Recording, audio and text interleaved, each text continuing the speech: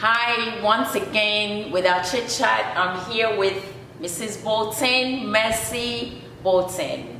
So she has a couple of questions, so I'm just going to let her flow. Hi, everybody. So, Pastor, yes. My question is, last week a word broke the internet, and the word is entanglement. Right. So, my question is, as a Christian couple, can you decide to separate? And if you do you have to see other people, or you have to maybe wait on God and pray so that God will help you to work on your marriage? If you say to see other people, what exactly do you mean? I mean, like, what?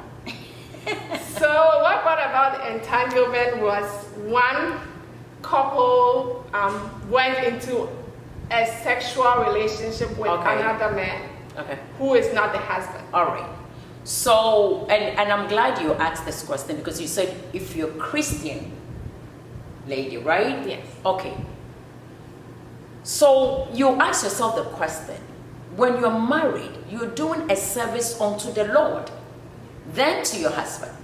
Okay? For Christians, I'm talking basically just for Christians. When it's non-Christians, they choose to do whatever they want to do. But even them, I wouldn't advise that.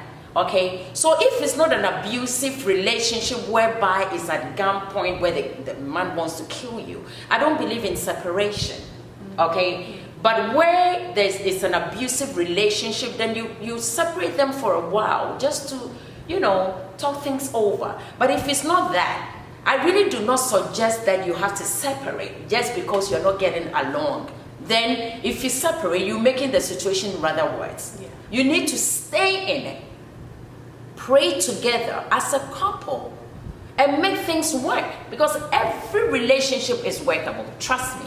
If you make up your mind, maybe somebody is listening to me and you're going to tell me, you don't know what I'm going through. My husband is as cold as whatever, and he refuses to talk to me. So then in that case, you see, there's two sides to everything. When you neglect a woman for so long, or even a woman when you neglect your husband for so long, it's not everybody who has self-control. Yeah. So others don't have what it takes, and they will end up doing the entanglement. Yes. All right? But if you have made a vow unto the Lord, that is why I said that it's a service unto God. So in spite of what the other partner is doing, they will never push you to sin. Because if you're already married and outside it you have entanglement, you are sinning. Not to your man, but to God. So you do not have to allow anybody to push you to sin. So if you're not married, that's a different thing altogether. But as long as you're married, it's a service you're doing unto God. So I really do not approve that you have to separate. Make it work. Get counselors. And sometimes you have to be careful who counsels you, because there are others that are not for marriage. They might be a professional, but they're really against marriage. So they'll make the situation worse. Okay, yes, some people will make the situation, instead of bonding you together, talking things over, praying with you, that it works. It had to work. Yes. Because it's really painful. Marriage is an investment. So you invest to make money out of it, not to lose. So I really, to be honest, it really hurts when you see couples going through that, to the point where entanglement and all that. So if she got entangled, that means the man neglected her. Yes. If you neglect her, some are weak, some have self-control. People are not the same. When the humanity kicks in, some can't help it. We are human. Remember that even pastors are human. When you are married to a pastor and you neglect him, because you think he's a pastor, so he's holier than thou. Trust me, he's also human. We always have to remember that. So you cannot put your spouse through that. It's so wrong. No.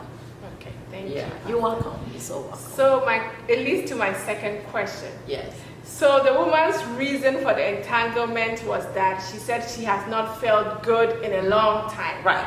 So as a couple, how do you prioritize your time so that you have time for each other? it's very, you see, that subject alone has to be like on a different program, because I think you need to have the vision. What is the vision for this marriage? Okay, what is the vision? Because I know some people, when they have kids, they tend to neglect the children, become a priority, and they tend to neglect their husband, which is so wrong. Because when the kids grow up, they're going to leave you anyway. So you see, you always have to make it work. You have to spice it up. And I know some Christians that they just get themselves loose because we are Christians. So it's like, you know, when it comes to sexual things, they don't even talk about it. They are just there. But the sex also spices the marriage. Yes. Okay? There are some Christians who wouldn't even want to talk about sex. But I have an issue with that. Because if it's a bad thing, then it makes God bad. Yes. Because I did not create sex. I don't even know what it is. We met it. Yes. It is God who brought it up. He organized it. Yeah. Do you understand what I'm saying? Yeah. So if it's a bad thing, then God is bad.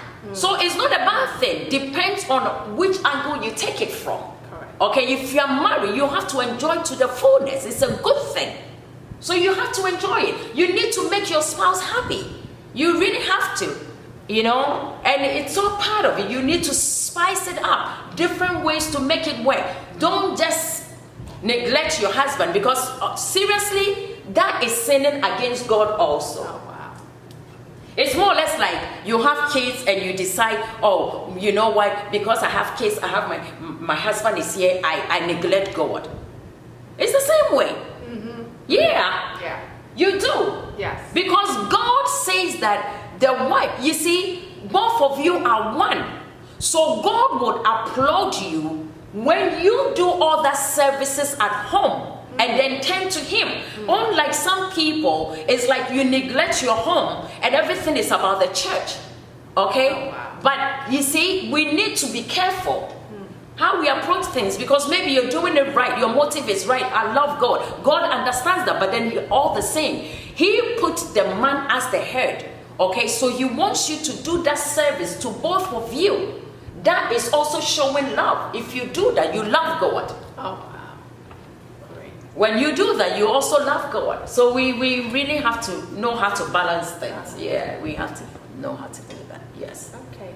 So, as you said, balance things. So, is it good to have like a schedule and say that maybe on Fridays we would have daytime, just Right. the two of us? Is it good to do something No, like of course that? it's good, and I personally think it should be every day, because you know what, some men are like very big. It's not just the men. Let's say you have, your profession. You travel all over the places.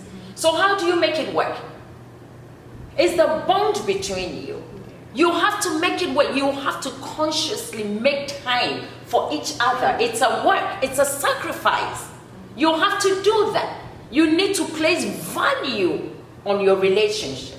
Okay, so it's a very important thing. You cannot neglect it. So you need to. It's like a vision. What is your vision? You focus on your marriage, that my marriage will never fail. So you pay attention to it, and it's not going to fail. But when you neglect it, you even give the enemy the chance to step in, just like Adam did. He wasn't around. He neglected his service. If he was around, most of these things would never have happened in the name of love. But you know what? You were just being weak. So when you focus, like, this is my marriage, this is something that was ordained by God. We are doing a service unto God. So we have to make sure it works. And you have to make it work. And it's workable, believe me. Yeah. Yes. Oh, wow. Thank you. Thank you so much, Pastor. This is very, very informative. I hope that we would have time to do this again, because I have tons and tons of questions. I'm ready for all that. I'm ready for all that. And I thank God for the chit chat, because if people have more questions, we can address it, because we really want to get all this information for our marriages to work. Okay. Yes, and it's very important. So thank you, Mercy, for coming. That was wonderful. That was really wonderful. I really enjoyed it. Thank you so much, Pastor, for having me. And viewers, make sure you like this chit chat, subscribe to the YouTube channel, and ask any questions in the comment section below. Thank you.